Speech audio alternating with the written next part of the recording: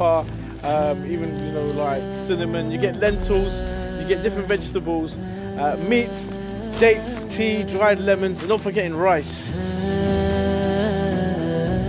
Take advantage of this blessed month and help destitute and impoverished families.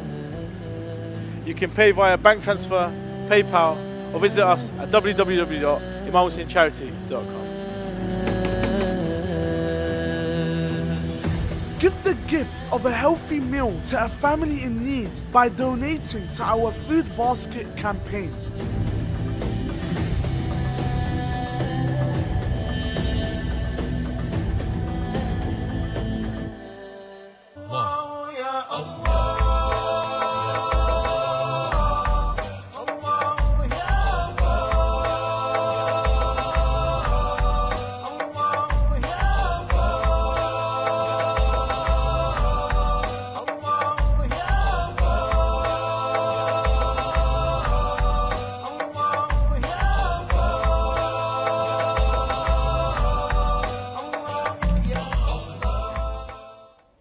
Assalamu alaikum, dear viewers of Imam Hussein TV 3. Welcome back to the second night of the holy month of Ramadan, the second episode of the season of Ahkam SOS, the show where we discuss various Islamic topics, practices and principles. I am your host, Sayyid Muthanna Al-Musawi, and I am joined by Sheikh Ali Ma'ash. Assalamu alaikum, Sheikhna. Wa alaikum assalam wa rahmatullah. How are you doing, Sheikhna? Alhamdulillah, tabla amalakum wa siyamakum. Wa amalak, Sheikhna, wa siyamak, inshallah. And to all the viewers as well at home, inshallah, may Allah accept your fast and your prayers and your du'as, and inshallah, we fast well during this holy month. To the viewers at home that are just tuning in, to the viewers at home that have never seen this show before and would like to know more about it, this show is about learning more about your deen, seeking knowledge, learning, understanding more about your faith, many different things, and you can get that all here on this very show by sending in questions. All you need to do to send in your questions is either by calling in at the number shown below down here, 0203 5150199. That's the phone number on the right or the left. I sometimes mix that up. And if you would like to send in a question on WhatsApp, please don't hesitate. The phone number is over here. Or you can scan the QR code, which will take you to our WhatsApp. Or if you're watching on YouTube live, you can send in your questions in the comment section, and inshallah they will come all to here, my iPad over here, and I will ask the Sheikh, and the Sheikh will answer. Without further ado, let's begin. From YouTube, Salam alaikum Sheikh. And Salam alaikum Sayyid Muthanna. May Allah bless you both. May Allah bless you as well. How to get closer to Allah subhanahu wa ta'ala in this holy month as our rank can increase 2 times in the holy month of Ramadan. أعوذ بالله السميع العليم من الشيطان الرجيم بسم الله الرحمن الرحيم الحمد لله رب العالمين وصلى الله على محمد وآله الطاهرين ولعنة الله على أعدائهم أجمعين. One of the best ways to get closer to Allah Azza wa Jal in this holy month, as the Prophet mentioned sallallahu alaihi wa in his pre-month of Ramadan sermon and khutbah, he said al-wara' an maharim Allah, to abstain from the sins and the evil acts. Okay. If you can abstain from the acts of haram and indecent acts and gestures and conduct, of course, you will be closer to Allah Azza wa Jal. Yes. إنما يتقبل الله من المتقين, as the Quran states. Allah would accept from those who observe piety. Means you would bring your deeds and amal towards Allah Azza wa Jal with pure sincerity and without any sins and without any intentions of, let's say, fame, shirk, and so forth. So taqwa is very important, but the most important is the wara', which is the next level of taqwa. To abstain from the evil act. This is very important. In addition, yes, supplications of the holy month of Ramadan, reciting the Holy Quran, chapter a day at least. If you can complete the Holy Quran as a whole once in this month, twice, as much as you can, you'll get, inshallah, the reward and you get closer to Allah Azza wa Jalla. But don't forget that committing sin would, na'udhu billah, open the doors of hell, na'udhu billah, or would unlock the Satans and the devils, as I mentioned yesterday in the hadith. So make sure that you do not allow for, with your acts and sins, to unlock the devils to come and whisper you, and as a result would open the doors of hell, na'udhu billah, as a result. Yeah. Understood. Thank you very much, Sheikhna. From YouTube, Salaam Alaikum. Salam. Is it true that some scholars allow to take a mortgage with interest if it's from a non-Muslim bank? Yes, indeed, today's fatwa of many ulama and marājiʿ that if you want to buy your first home, you can apply for mortgage, and because you need that home, you got problem with the rise of the rent, for example. It's difficult to pay such big amount of rent. You have to leave every couple of years. You know, the landlord wants to sell the house, you have to move to another house, and so forth. So to avoid all this hassle and headache, you go towards buying your own home. So if it's your own home, first home, yes, you can buy with the mortgage. But for the second home, which is for investment, buy to let, no, that's ishkal, there's a problem with that, because you're going to pay interest for something that you don't need. It could be partly for a business, but this is not the right way to make business by buying a couple of flats or houses and then let them, but to buy it with mortgage. Maybe you can buy it with cash, fine, you pay cash and you buy it. But to buy it as a mortgage, you pay interest on it as a second, third, fourth home. You don't need to. That's the issue. Problem. Okay, understood. Thank you very much, Sheikhna.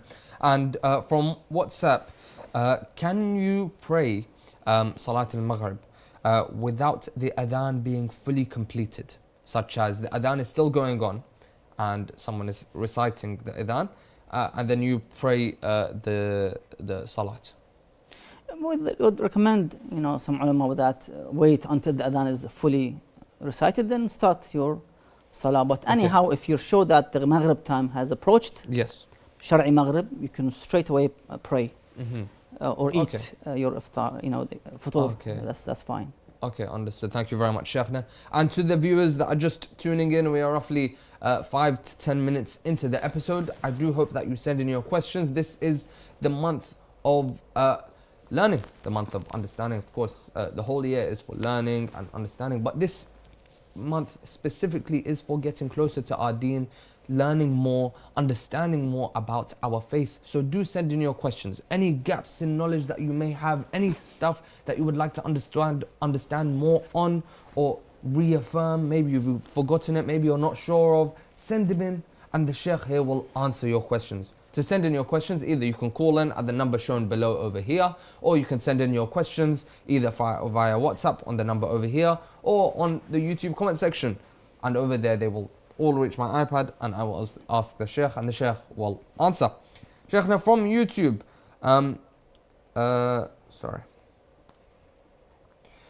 Sheikhna, from YouTube, if you get angry during the days of Hajj, must a compensation be paid? No, there's no compensation for somebody who gets angry in the Hajj. Muharramat, or the forbidden acts of while you're wearing the ihram, are mentioned. I think they're around 20 something. You can't, for example, let's say, look at the mirror, for example, one of the muharramat of ihram. If you're going towards Mecca as a man, you cannot cover yourself, to be in a moving vehicle where it's covered, for example, tadleel, as they say. But that doesn't in terms of getting angry at someone, it's of course it's wrong for the one who is in Hajj to get angry. You're close to the house of Allah Azza wa Jal, Baytullah al-Haram. One should observe more piety, more God conscious, and more akhlaq, better akhlaq to be observed in that place. Of course.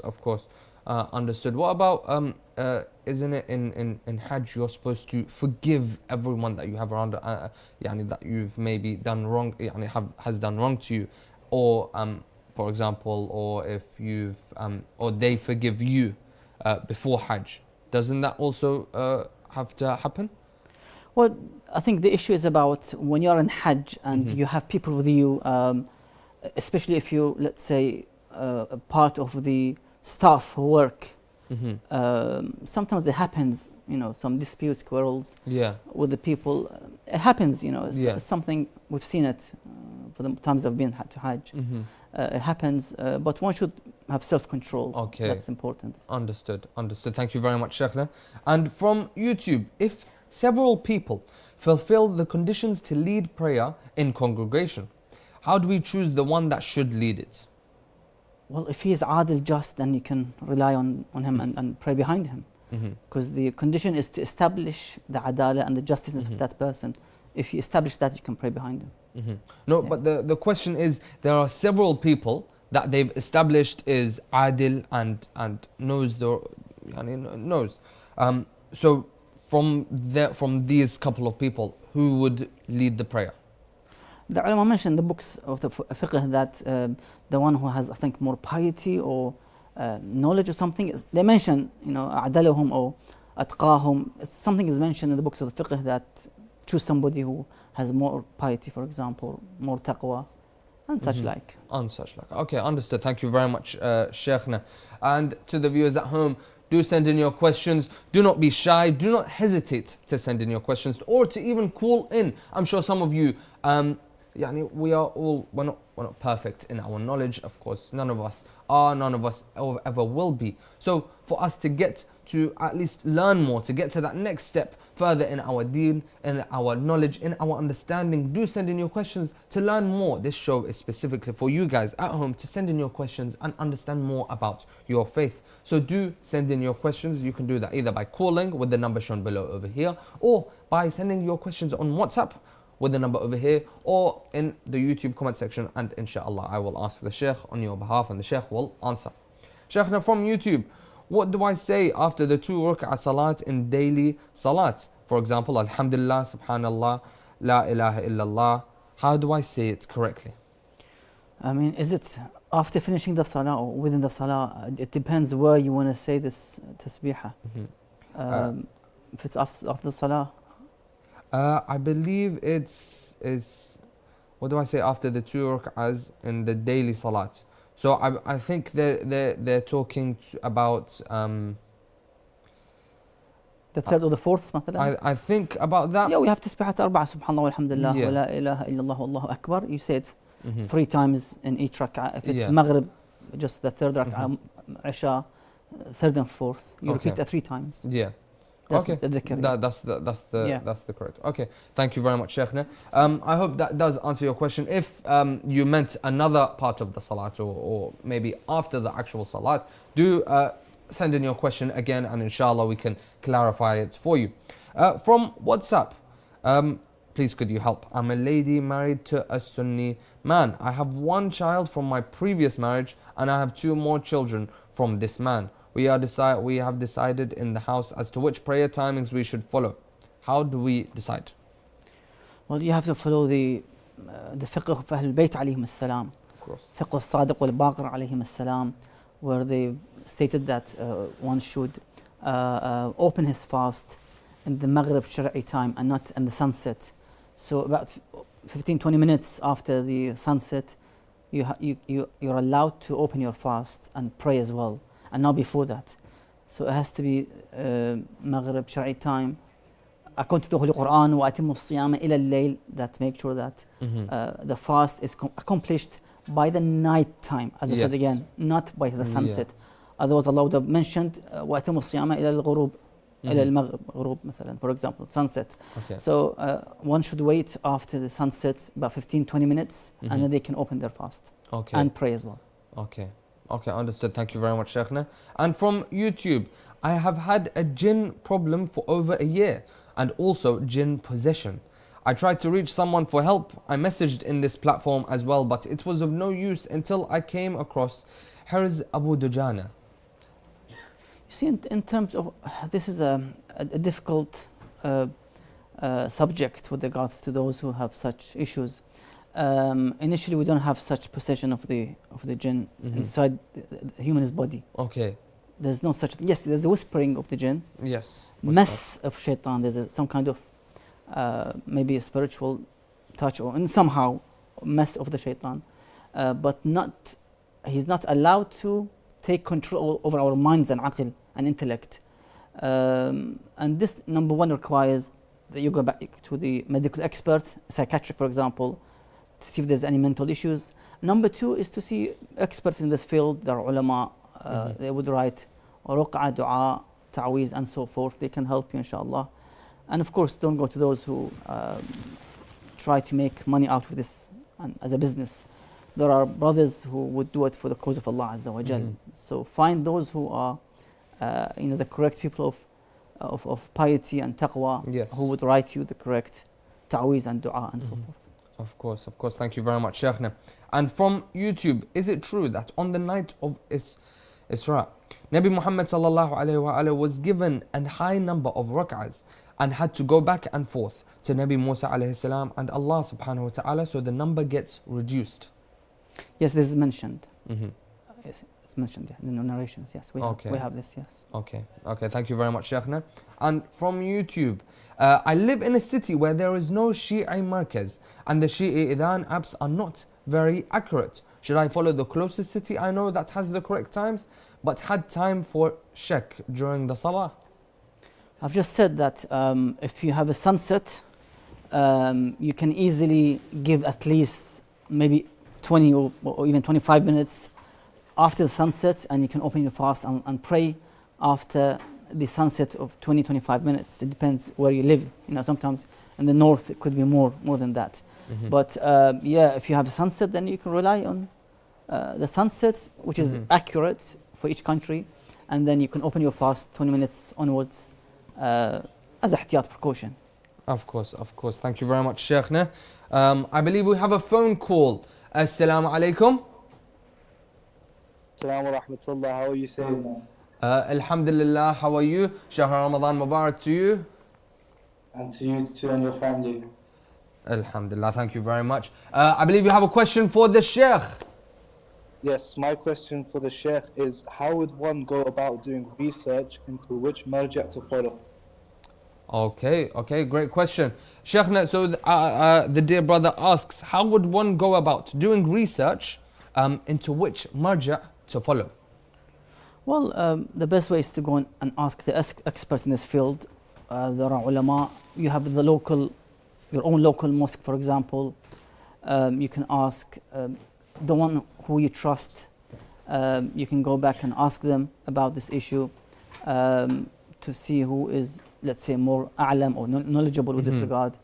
And then you can follow. So if they find somebody that you think is the right person to follow, then you can do so. Okay. So you go back to the ulama with this regard. You go back to the ulama. Yes, to ask to see who is the most knowledgeable to be followed. Of course, each could say their own opinion in terms of that this is a'lam and not the other one, and so forth. But anyhow, if you have assurance, itma'nan, that this is the right person, then you can follow. Okay, understood. Thank you very much, Sheikhna. And thank you very much to the dear brother that called in. I hope that did answer your question. And inshallah, as you have all seen, to all the viewers that have just seen, that this brother got to call in and ask the Sheikh directly, and he got his answer there and then. You get to skip the queue completely, so do call in. It's much easier for you, unless you do want to use my services. That way you can send in your questions via WhatsApp or the YouTube comment section, and I will ask the Sheikh on your behalf. Sheikhna, let us carry on. From WhatsApp, Salaam alaikum wa rahmatullahi wa barakatuh. My question is, in which situations or from when can I use Taqiya? Taqiya has 5 rulings or hukum. It could be wajib, it could be haram, it could be desirable, it could be mustahab, it could be makruh and discouraged, and it could be mubah as well. So, we have 2 scenarios in the same place and time, and that is to do with Ammar bin Yasir rahimahullah and Sumayya and Yasir, the parents of Ammar. Parents of Ammar did not observe Taqiyya, and they were killed, and they were the first shaheed and shahida in Islam in Mecca. And Ammar did not, he observed Taqiya. So he applied the Taqiya, and the Quran mentions the story of Ammar.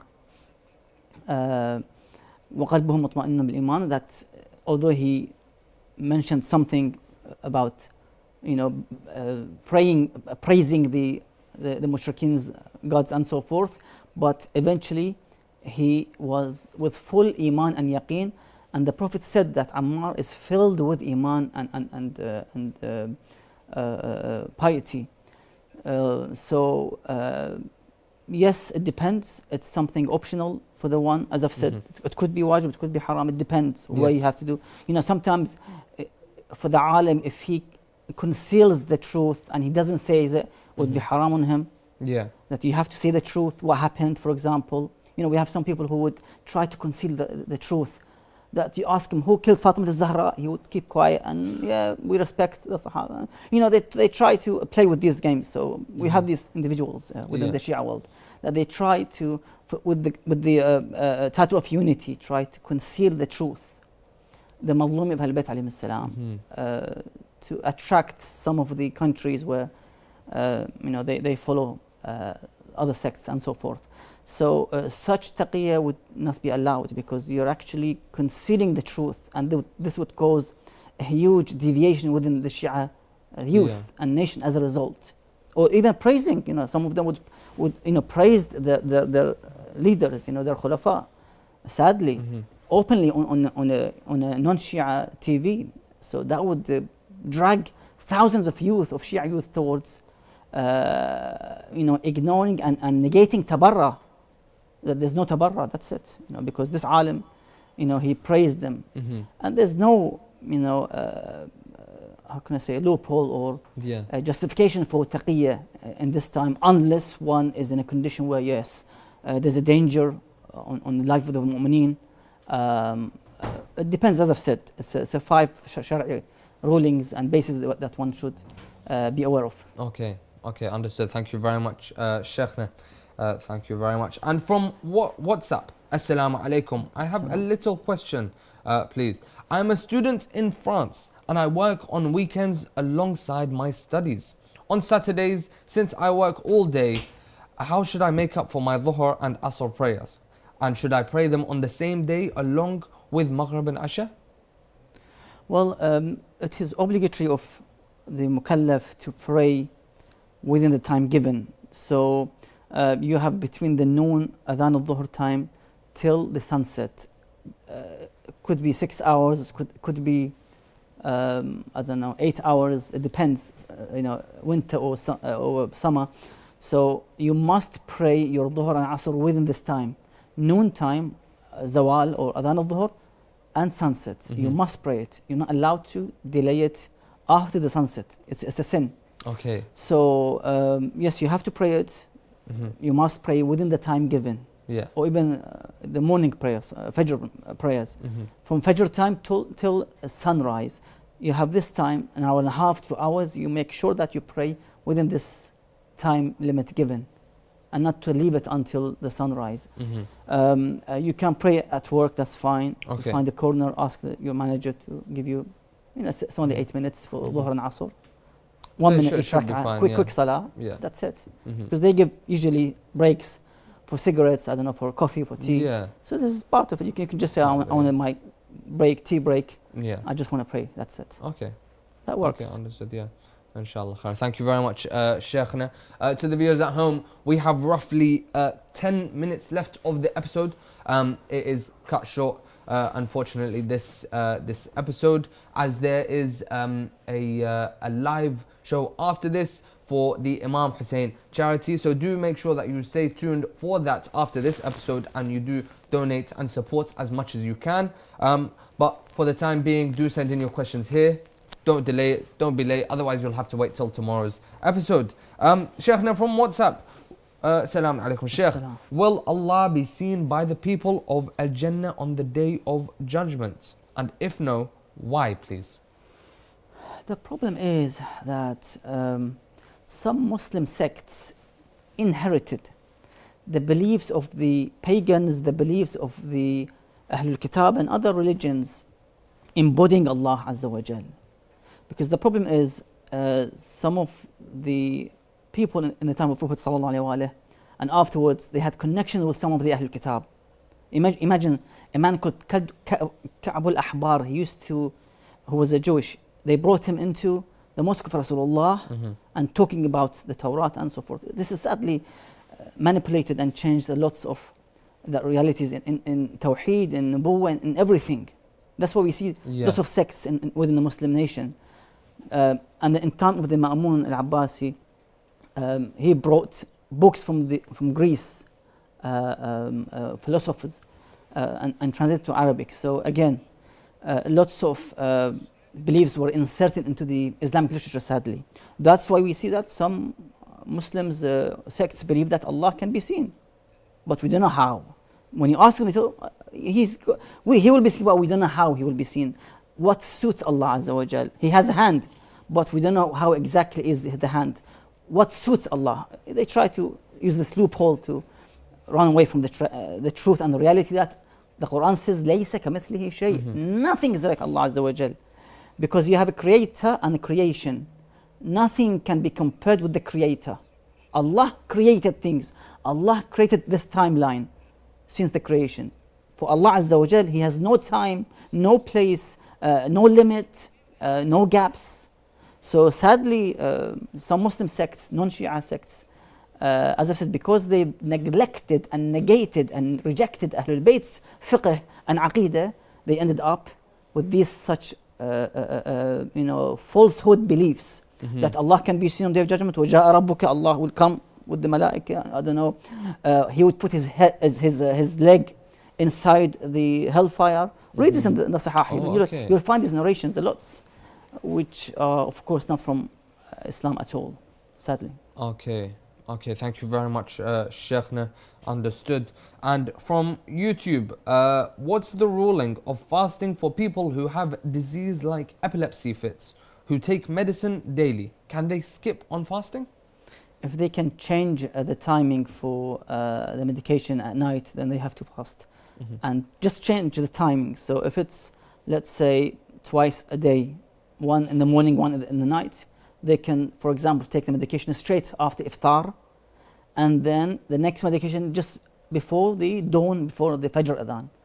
So it's just you switch the time rather than you ignore fasting, which if you can, you have to fast in this case. Of course. Thank you very much, Sheikhna. And from YouTube, is there such thing as a birthstone? I'm not sure about it. No. Okay, thank you very much, Sheikhna. And from YouTube, please tell me if during the obligatory fasting, if a person due to hunger make of intention of breaking the fast, or decides to break the fast but doesn't break it, is his fast valid according to Ayatollah Sayyid Sistani?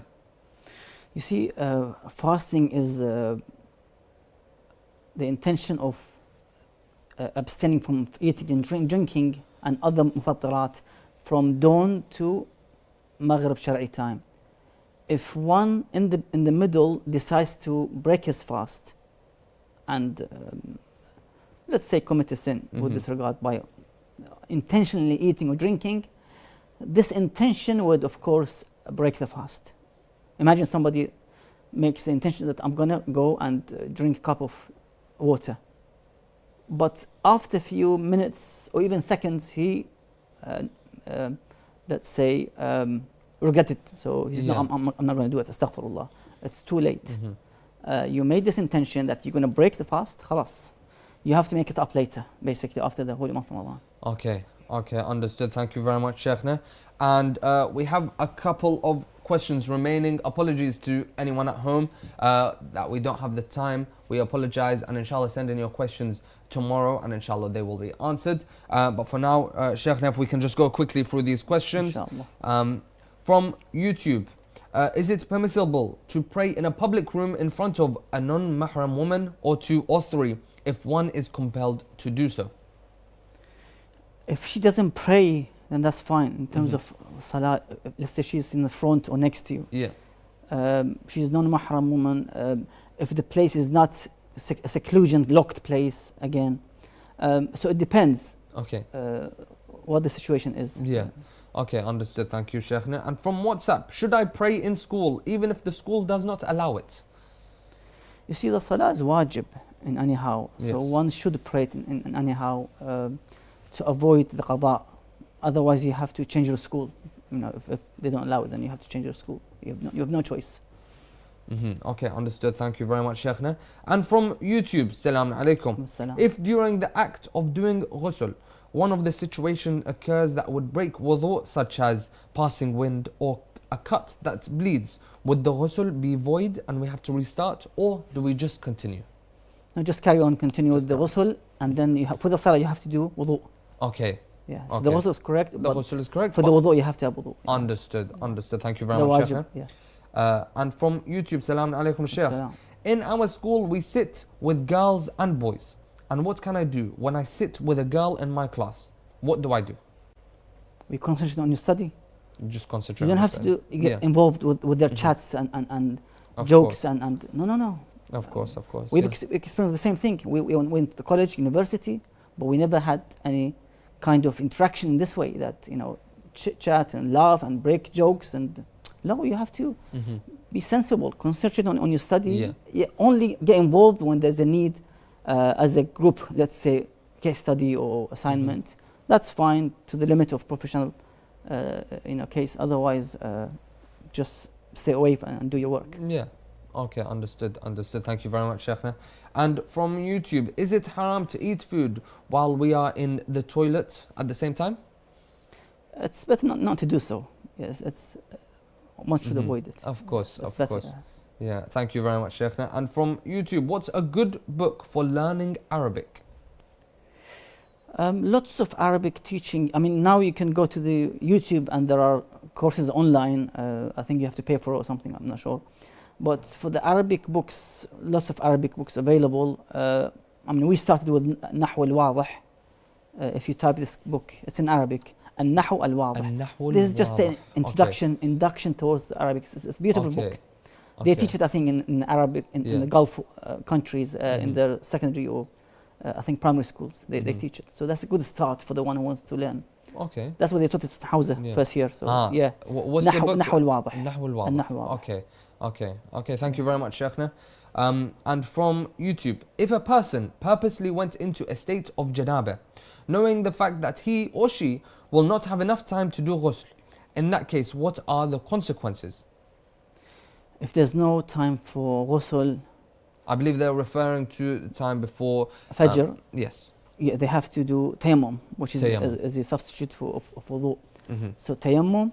So when that Fajr time comes, they are in purity, and then they have to do ghusl and then pray Salat al-Fajr. Okay. Yes. Okay, understood. Thank you very much, Sheikhna. And from YouTube, what can we do to focus on study, inshallah, and succeed in the dunya and in the akhirah? Observe piety and avoid sins. The success in this dunya and akhirah is to observe piety. وَاتَّقُوا اللَّهَ, as Allah mentions in the Holy Quran. لَعَلَّكُمْ تَتَّقُونَ, about the month Ramadan. شهر رمضان الذي أنزل في القرآن. At the end the Quran says لَعَلَّكُمْ تَتَّقُونَ. So taqwa is important. Taqwa is success for the dunya and akhirah. Inshallah. Thank you very much, Sheikhna. And from YouTube, how can we pray in Samurai in Norway, where half of the year is in sunshine fully and half of the year is during the night? I think ulama mentioned something about this issue, that you have to go back to the nearest city and follow their timetable in terms of salah. So you make it 3 times in terms of Maghrib, Isha, Subuh and Dhuhr. According to the closest city. Yes. Is that the same with while fasting as well? Yeah, same thing. In terms of fasting, you have to basically go back to the timing of the nearest city or to the city of a Muslim country. I'm not exactly sure, but I think for this one is the nearest city to them. So as far as I know, yeah. Okay, understood. Thank you very much, Sheikhna. And for our final question of this episode from YouTube, can we wear a ring on our left hand, or is it better to stick on the right, since there is the concept of Ashab al-Yamin, people of the right? Ashab al-Yamin, people of the right. The hadith from Askar alayhi salam, that Hadi alayhi salam, that one of the signs of the mu'min, at-takhattum bil-yamin, is to wear the ring in the right hand. That's a sign of the mu'min.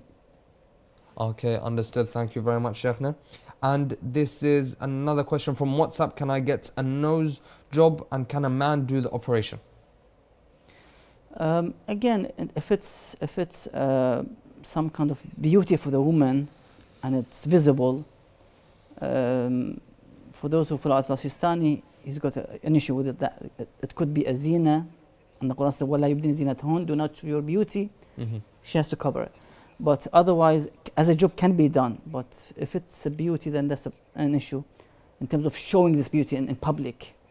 To do it by a man, again, if you can find a lady to do it, that would be, of course, better with this regard. Of course. Thank you very much, Sheikhna. And thank you very much for answering all the questions today. Thank you to all the viewers that tuned in and asked these questions. We do apologize if we did not have time to answer your questions. And inshallah, if you tune in tomorrow and send in your questions, tomorrow we will have time to answer your question. Then at 8:30 sharp. So make sure at 8:30 sharp you tune in tomorrow and send in your questions, and inshallah we will answer them for you. For our Zainabiyya complex, please do support us for our Zainabiyya complex. Support the Imam Hussein TV, Imam Hussein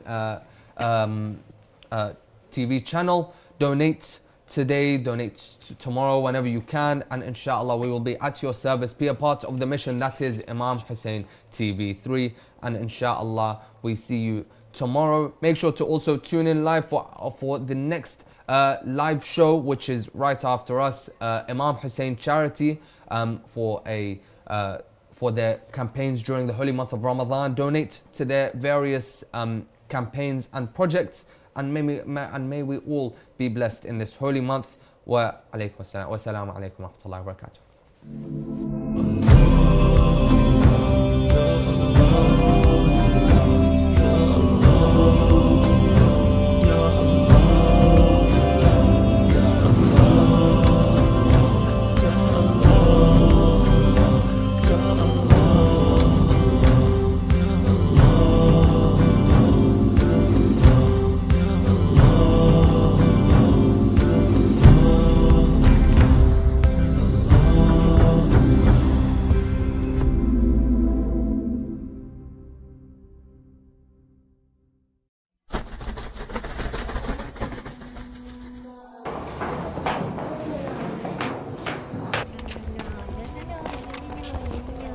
सुनो बेटा, आप यहीं पर बैठकर खेलो, इतने में नमाज पढ़ कर आता हूँ, ठीक है बेटा? शाबाश।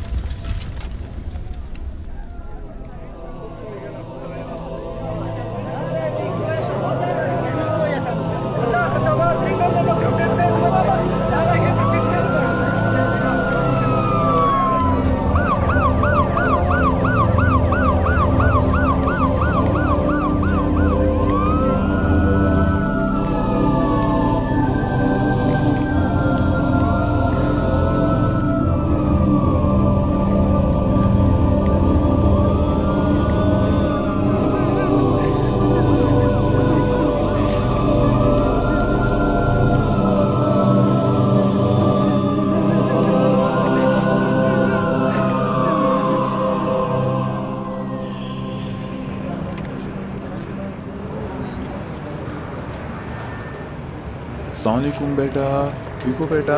बेटा घर वाले हैं घर पर, हम आपके लिए इमदादी पैकेज लाए हैं।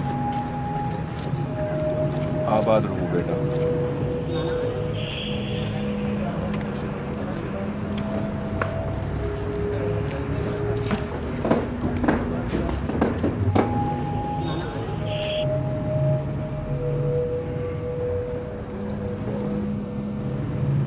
In these difficult times, we Shias stand together.